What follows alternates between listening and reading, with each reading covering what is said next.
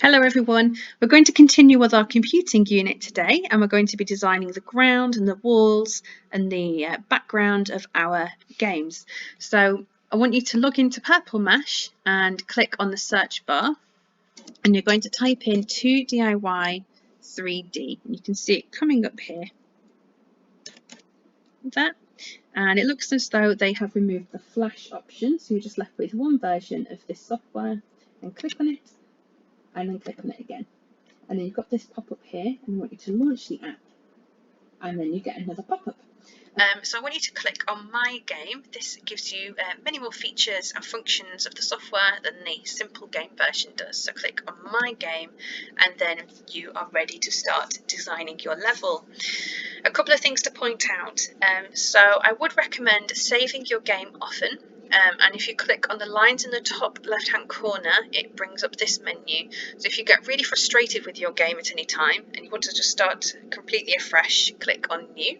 You can open up previous designs here by clicking on Open, but I don't think you will have any designs as of yet.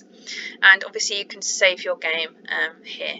If you click on Save, you can type in the name of your game and then click Save again. Again, as I said, I would recommend saving it regularly, and depending on the theme of your games, if you had an explorer game or a space game, I would give them numbers each time, Space Game 1, Space Game 2 for instance, because then if you made a decision, you saved it, and then you decided you didn't like that, it's going to be much easier just to go back to an earlier save file, and then you've got lots of backups and you're not going to lose too much progress just in case something gets deleted accidentally. So I'm not going to save anything at the moment, but you can see I've got other versions of games here from when I've taught this unit previously. But I'm just going to close that for now, and you can see at the very top that I've got a preview option, and this is the one with the play button and a magnifying glass, and then this one here which is just a play button. Really they do the same thing, and they just allow you to see the game from the player's point of view. So this is the design view now, so as we are designing the game, and then to see it as a player you just click on one of the buttons. This brings up the title screen that you will have seen in the previous lesson when we were test playing the games, but this is blank because it's a completely new game. Click on play just to get past that, and then you can see we have this lilac-y grey colour that we could see on the main screen, the big square. This is the default setting with the clouds. We can move around this, but there's nothing to avoid and there's nothing to collect yet. So you can just see that there, and you just use the arrows that we did last week to navigate around, and you can see the dot on the screen moving, but really there is nothing really to see at the moment. So the first thing we're going to do today is we're going to be designing the ground. So if you click on ground and this the icon at the side, and it brings up another pop-up menu, and you've got a selection of game grounds provided by Purple Mash. So feel free to preview these and see what they're like. So this might be quite fun and set some sort of space theme here. So you can click on preview and you can see how the ground has changed now. So that might be quite an interesting one. Click across to go back. I've decided I want an ancient Egyptian theme, so I'm going to go for this sandy one here. Okay. If you did want to try something a bit different and you wanted to design your own ground, then if you go to the pens or pencils here, you can click on that there, and then you can also draw on images, draw on lines, sorry. So you've got this, this is a thicker pen, so you just click and drag on the square tiles. This is a thinner one, you can see the difference in the thickness of the lines. You've got all these different colours that you can scroll through, and then you can also add shapes in as well. So this gives you a solid circle, you can put a square or a rectangle, just stretching out the shape. From the previous time that I taught this, a few children wanted a solid just colour with no design on it, and we found that the easiest way to do that was to select the square and go in one of the corners and drag it across and fill it like this, and then it's much easier to go in with the pen or with the square and just colour in the sides rather than colouring it in all with a pencil. That's obviously if you want it to be completely plain. If you want to go back to the other option, and this rubs out any mistakes, but it does rub out everything, so just be mindful of that. And then you can go back there, and again choose your ground. You can see, if you go to general, you can see some other different grounds. Not all of them would work as a ground. For instance, like this castle one just wouldn't work if you click on preview. It doesn't really make any sense for a castle to be like that underneath you, so that obviously wouldn't work. If you did choose your own image in your planning leaflet, you can also submit that. So if you go to ground and then choose file, and you can choose an image from your pictures in your documents. So you should be quite familiar with navigating that menu. I'm not going to use that today. I'm just going to stick with the sand. So pause the video here and come back once you have chosen a ground for your game. Okay, well done. So the next thing we're going to do is design the sky. So if you click on sky here, and you've got more options this time, but you can't draw your own or select your own image. And really, if you don't like any of them, you can just build a wall around the outside and you won't see it anyway. But this is the default option. If you hover over it with your cursor, it gives you a preview of what the image looks like. So you've got a dinosaur theme here, a forest one, and if you just scroll through, there are quite a lot of options here, and you can just preview them and see what you think. But for an ancient Egyptian theme, this one's perfect. So if I click on OK, and I want to preview what this looks like now, it just takes a moment, and then you can see it's changed. I'm quite happy with that. And if I move, and you can see how it's slightly different around different parts of the map. And I want to close that. Now the next option you've got is adding a ceiling. So without a ceiling, you can see how it's kind of endless of a top there, and obviously putting a ceiling in changes that. So click on ceiling, and so with this one you can draw your own. So these pens here have different thicknesses like that, and then this one rubs out the lines. You can just scroll through, see if there's any colours that you like the look of, and if you don't, and then if you want to clear it, you can see this hand here, just click on that. Are you sure? It gets rid of everything. You can also click on the looks like a spanner and a screwdriver, and then you can pick different thicknesses of pens. You can change how thick you want it there. Looks like I've drawn a smiley face. You can fill it with a square again like this. The paint can again would fill in any solid colours that you've got. You've got these shapes as well. You can drag with these too, so that would make it like grass. You've got looks like it looks like puffs or clouds or something. You can also zoom in on a particular part of the design if you wanted that to be your ceiling tile. You can crop it as well. Really, there's lots to play with on this option. And again, if you just want to clear that, then you can. You can also select tiles they have provided. So you can see here that you can have this grassy themed one, if I want to change it to the stone one here. Now, because I'm doing an ancient Egyptian theme, and the sandy and the pyramids are more of a yellowy colour than the grey, one little trick I've got is if you look at the filter, you can change the filter colour. So if you apply a red filter to that, then the stones look red. The one underneath it make it look a bit more yellowy, more sandy, and that's one way to change the colour of the stones without having to actually colour in with the paintbrush, because that wouldn't really work. So that's my little trick for you if you like those designs and want to use them. Just be careful of sorry, that's the wrong one. If you do, you can find other ones here if you go back into the clip art picker, but not all of them would work well for a ceiling tile, because a lot of them are just images, and they just look a bit strange as a ceiling tile. But just have a play around with it, just see what works. You might find something that's quite nice. I'm just going to move that now, and I'm quite happy with this.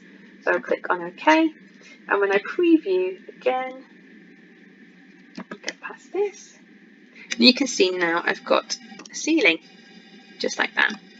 So pause the video here and choose your ground and ceiling, and once you're happy with that, press play on the video once again and we can continue on.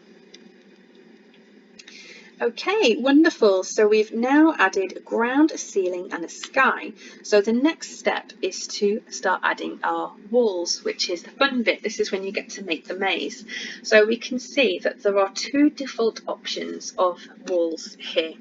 So it's set on this one to begin with, which is wooden planks. So you just click on this and then you can click and drag and you can make a maze. And it really appears quite quickly. If you change your mind, you just click on the wall and it removes it. If you click here and it looks like a rubber and a wall, then you can click and drag and get rid of the walls quite easily, like that. Okay. And as I said earlier, you can move your player to start in the corner. And I think it is a little bit easier if you do move them to a corner, so it gives you something to work with. So if I wanted to have this wall, and try not to make it too narrow to begin with, because we can also add in obstacles soon as well. So obviously I want it to be like a maze, so I want to try and come up with a dead end here. Maybe something like this, a bit zigzaggy. Just do it in pieces like this, like that. Okay, something like that I'm quite happy with at the moment. But again, the grey stones don't really match my colour scheme. If I click on the preview, click on play, it doesn't really match. So at the moment, not great. So if I want to go back, and you can see there is a little pencil icon, so click on that. And then you get this editing screen once again. So I could change the colour to this, so it matches again. So if I click back in, that matches quite well, although it doesn't look very Egyptian at the moment. It just looks like I'm in some sort of tunnel or mine. So if I go back, and we have actually many more options for this one. So if we go to the clip art section, we've got some different wall options here. So there's this one, a bit strange, I think they're like fossils, and this one which has hieroglyphs on it. So I think this one actually, just so it's not too repetitive, would work really well. I can click on the preview here, like so, and I can see, I think I'm a bit happy with this one. I think this would look a bit better for my setting there. And sometimes you might see a little peek of the background, like here, where the wall hasn't gone to the edge. So just be aware of that. If you don't have the wall that you can see here, then you can see the sky. If there is wall around the outside, then you can't see the sky. So what I'd like you to do now is pause the video here whilst you design your layout with your walls and design what you want the walls to look like, what colour you want them to be, and press play once you're ready to add in some decorations. Okay, wonderful. I would recommend saving it at this point. I'm going to save mine now. So I'm going to call mine Ancient Egyptian Game 1. Again, with the number 1, then I've got lots of multiple saves, and the next one will be save 2. And I would recommend testing this out as the player and just seeing if you can access all parts of the map. So I can see already, without doing that, that I've got this whole section of map that I can't actually, that I'm not using. So I might actually want to build a bit of a wall there, and then I can access this bit now too. And just check that you've not got too many dead ends, or you've not boxed in your player, like by doing this, for instance, because then that wouldn't be very entertaining to play at all. So decorations now, so we can start thinking about adding in some obstacles and making your game feel a little bit more well-rounded. So just underneath where the walls are, you can see that we have a tree and a column, and this is drawing scenery. So if we click on this, and then we can drop in some trees. Now, I don't think trees, and you can just click and drag them around as well. We click on play, and then it should be at the side of me here, like this. Okay, and they do turn and face you, so it's up to you if you want them in or not, if you don't like that design. Again, this wouldn't really fit with my Egyptian theme, so I'm going to remove them. So you just click on them to remove them like this. Oh, and then if I wanted to change the design of them, I click on the pencil, And again, I can draw my own obstacle if I wanted to. I can wipe this clean like that. And then I could draw in a mummy if I wanted one. We've got some default options if I go to the clip art picker. None of these would really fit in. And I think the history one might have had a few more options for me.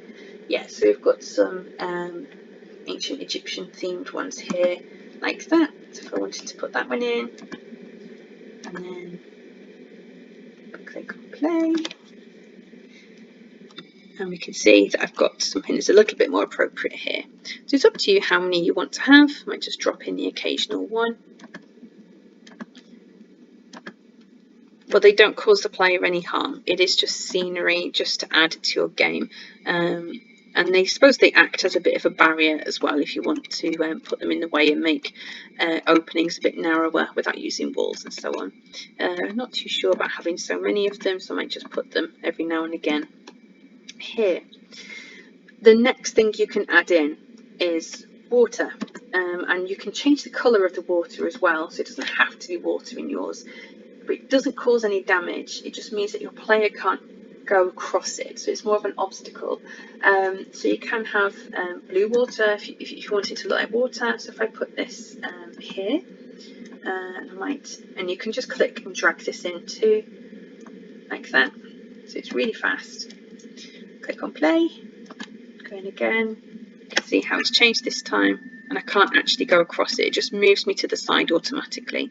So I have to go around it that way, navigating around, like, oh, a bit stuck on a scenery then, and like this. So quite happy with that, and you can see that I've got another part here. The next option, if you're feeling particularly cruel, is to put in fire or lava. Now, when you click on this one, this actually gives your player damage by half a heart. So if I have to remove the water manually. So if I replace that with the fire or the lava, click and drag that in, and you can see how the graphics are slightly different on this one. You can see it kind of bubbling up a little bit, and you can change the colour on it again too if you want it to fit your game. So if I go onto it, and you can see that it did give me damage and the screen flashed red, and it's for every tile that you go across, so you can see like that. I've lost one whole heart by doing that.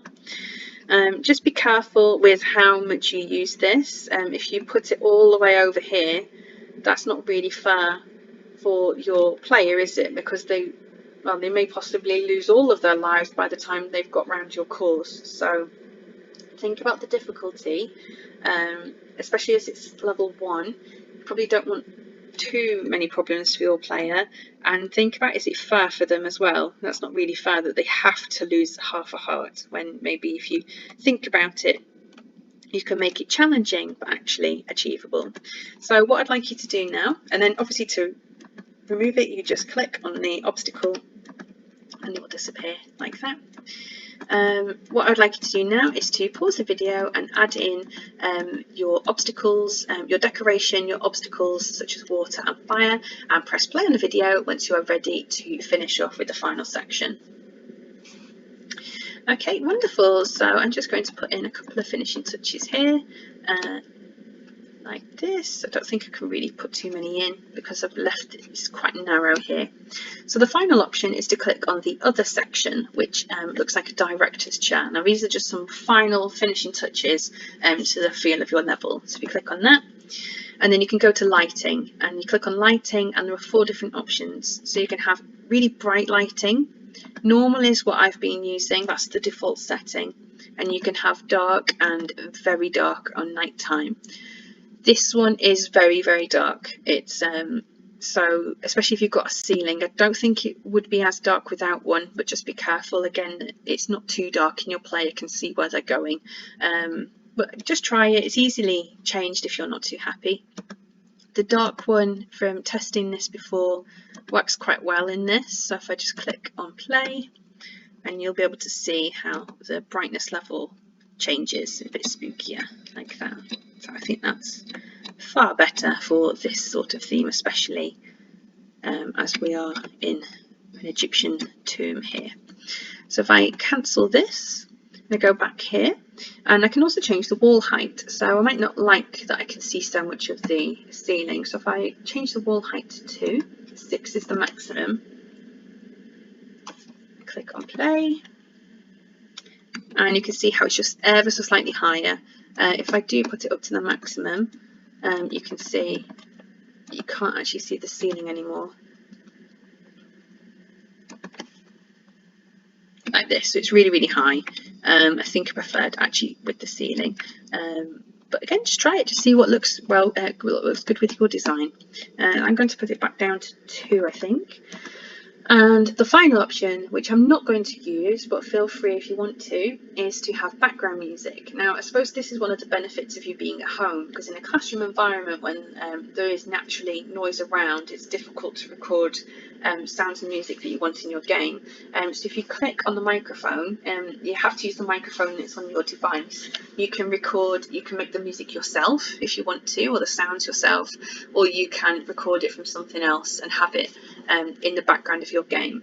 If you have this tick box checked, then it will loop it, so you might want to record a 30-second clip and it will keep playing it as you are playing the game, or you can have a longer song or sound or whatever that is, just playing once, but you can experiment with that. I'm not going to use it now, but feel free to use it yourself, and then you can always remove it if you don't like it, and then just remember to click OK once you've made any changes as well.